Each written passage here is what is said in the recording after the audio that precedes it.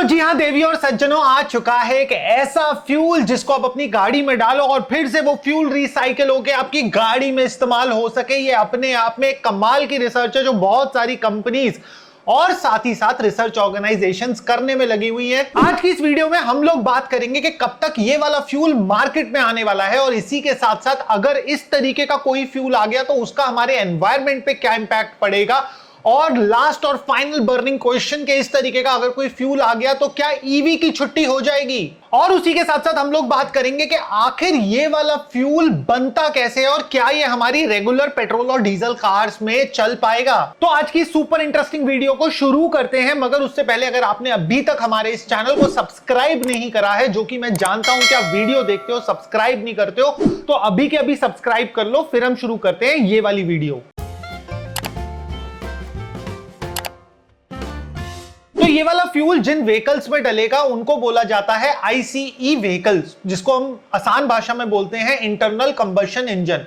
ये आपकी motorcycle, scooter, गाड़ी, हर चीज में यही इंजन लगा होता है। और यहां तक कि फ्लाइट यानी कि प्लेन के अंदर, हेलीकॉप्टर के अंदर, बोट्स के अंदर, कार्गो शिप्स के अंदर यही वाला इंजन होता है। तो अगर कोई इस तरीके का फ्यूल बन गया जो कि रिसाइकिल हो सकता है बार बार, तो इससे केवल गाड़ी, मोटरसाइकिल, स्कूटर वालों को ही नहीं, इनफैक्ट प्लेन्स को, रॉकेट्स को, कार्गो शिप्स को, फाइटर जेट्स को, इन सबको भी बहुत फायदा होगा। क्योंकि कुछ ऐसी चीजें होती हैं जैसे कि प्लेन्स, रॉकेट्स, फाइटर जेट, ये सब हम बैटरी से नहीं चला सकते, तो इनके अंदर हमारे को पॉल्यूशन इवेंचुअली क्रिएट करना ही होगा। तो अगर इस तरीके का एक फ्यूल बन गया जो कि हमारे पॉल्यूशन को भी बचा सके, क्योंकि वो रिसाइकिलेबल होगा, तो हमारे को दोनों साइड में फायदा होगा। गाड़ियों के डायरेक्शन में भी फायदा होगा और ऐसी जगह जहां पे ईवी का कोई, इलेक्ट्रिक व्हीकल का कोई ऑप्शन नहीं है, उस डायरेक्शन में भी फायदा होगा। तो इसमें आप लोगों को सबसे पहले एक चीज समझनी होगी कि जो आईसीई है, इंटरनल कंबशन इंजन है, ये आज की टेक्निक नहीं है, ये 150 साल पुरानी टेक्निक है और 150 साल से गाड़ियां और अलग अलग चीजें आईईसी पे बेस्ड बनती हुई आ रही हैं। तो आईईसी ने मार्केट को इतना ज्यादा डोमिनेट कैसे कर लिया? सबसे पहली चीज, जो आईईसी के अंदर तेल डलता है वो बहुत ही एनर्जी डेंस होता है। दूसरी चीज इसकी अवेलेबिलिटी, तो इसकी अवेलेबिलिटी हर जगह पे है और इसको बहुत आसानी से बनाया जा सकता है, क्रूड ऑयल से एक्सट्रैक्ट करा जा सकता है। और फाइनली तीसरी चीज, इसकी स्टोरेज अपने आप में बहुत आसान है। जहां कहीं पे भी रखा हो, बस वहां पे माचिस मत जलाओ, बाकी इसको आप कंटेनर्स में स्टोर करके इजिली रख सकते हो। तो कोई भी अगर इस तरीके का फ्यूल होगा, उसका मार्केट को डोमिनेट करना तो तय है। तो जो इंटरनल कंबशन इंजन की मार्केट डोमिनेशन है, इसको हम खाली इलेक्ट्रिक व्हीकल से रिप्लेस नहीं कर सकते। पहली चीज तो इलेक्ट्रिक व्हीकल अपने आप में बहुत महंगा है और इलेक्ट्रिक व्हीकल की बैटरी बनाना अपने आप में एनवायरमेंट पे नेगेटिव इंपैक्ट डालता है। अगेन वही वाली बात ध्यान रखिए, 1 ton lithium is equals to 5 lakh gallon पानी। और करेंटली दुनिया के अंदर 2 बिलियन इंजन चल रहे हैं। इसमें ज्यादातर नंबर गाड़ियों का है, बट उसके साथ साथ फाइटर जेट, प्लेन्स, ये सब के भी इंजन को कैलकुलेट करके अप्रोक्सीमेट 2 बिलियन इंजन चल रहे हैं। तो हम सब उनको वेस्ट में ना डाल के इलेक्ट्रीफाई कर दें, वो सॉल्यूशन नहीं है। तो ये एक फिजिबल सॉल्यूशन निकल के आता है कि एक इस तरीके का फ्यूल बना दो जो अपने आप में रिसाइकिलेबल हो, जिसको हम रीयूज कर सके। तो देखो, इससे पहले कि हम लोग बात करें ये नए तरीके के रिसाइकिलेबल फ्यूल की, उससे पहले मैं आपको कुछ समझाना चाहता हूं कि जो हमारा पुराने टाइप का फ्यूल है फॉसिल फ्यूल से, ये बना कैसे।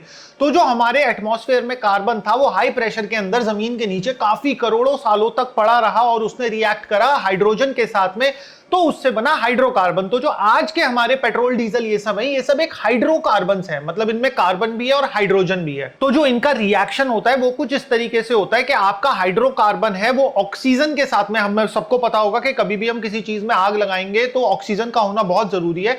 तो एक हाइड्रोकार्बन ऑक्सीजन के साथ में बर्न होता है और उसके बर्न होने के बाद में कार्बन एटमॉस्फेयर में निकल जाता है और वाटर अलग से एक रेसिड्यू बच जाता है। तो चाहे कोई सा भी फॉसिल फ्यूल हो, ज्यादातर सब में यही रिएक्शन काम करता है। तो अब जो ये नए तरीके का फ्यूल बन रहा है, ये भी इसी प्रोसेस से बन रहा है। तो बेसिकली यहां पे हमारे पास एक फ्यूल था, हमने उससे एनर्जी निकाल ली, ऑक्सीजन के साथ में रिएक्शन करके हमें मिला कार्बन और उसके साथ में वाटर।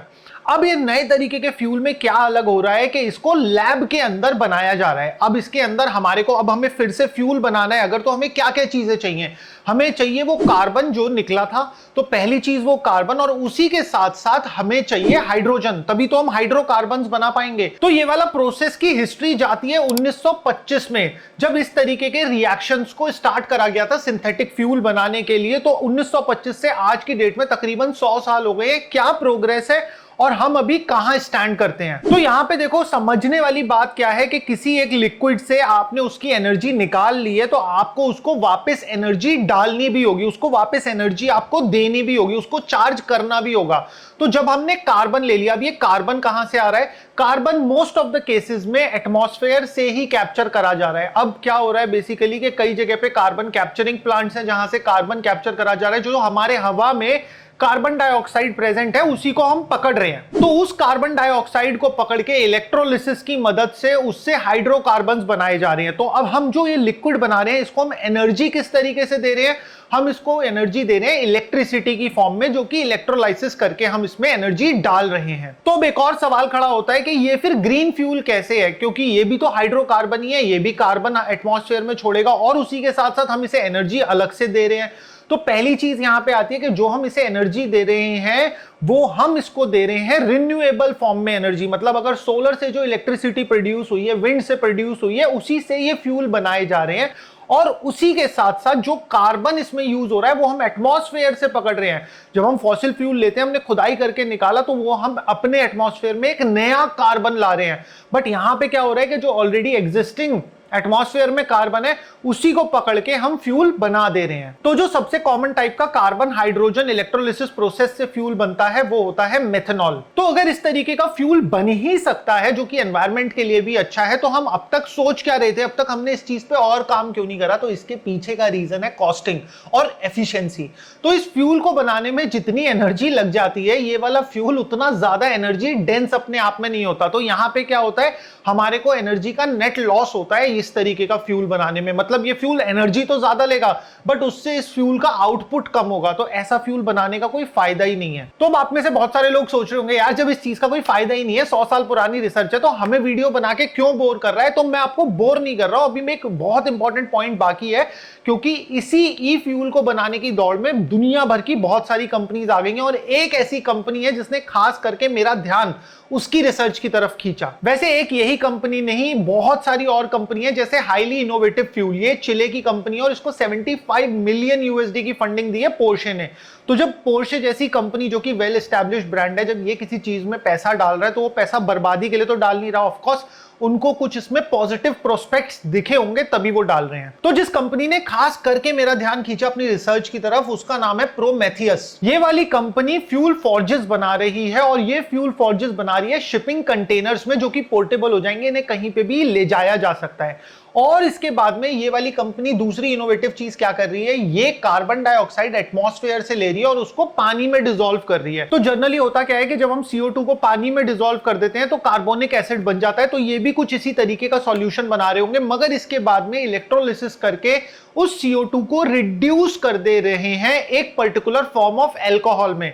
मगर कहानी यहां पे इतनी सिंपल नहीं है। इन्होंने यहां तक तो एनर्जी अपनी बहुत ज्यादा बचा ली, CO2 को डिसॉल्व करना और फिर उसके बाद में एक बेसिक इलेक्ट्रोलिसिस करना। मगर अब बात आती है जिसमें सबसे ज्यादा एनर्जी लगेगी कि उस एल्कोहल में से पानी को वापस निकालना। और एल्कोहल में से पानी को निकालने के लिए डिस्टिलेशन एक प्रोसेस होता है और वो प्रोसेस अपने आप में बहुत ज्यादा पावर कंज्यूमिंग हो जाता है। तो अगर ये वाली कंपनी एक नॉर्मल डिस्टिलेशन करती तो इनको बहुत ज्यादा एनर्जी फिर से डालनी पड़ती है। और यहीं पे आती है इस कंपनी की इनोवेशन। इन्होंने क्या करा है, कार्बन की नैनो ट्यूब्स ली हैं और ये उस सॉल्यूशन को, वाटर प्लस एल्कोहल जो मिक्स सॉल्यूशन है, उस सॉल्यूशन को कार्बन नैनो ट्यूब्स में से निकाल रहे हैं।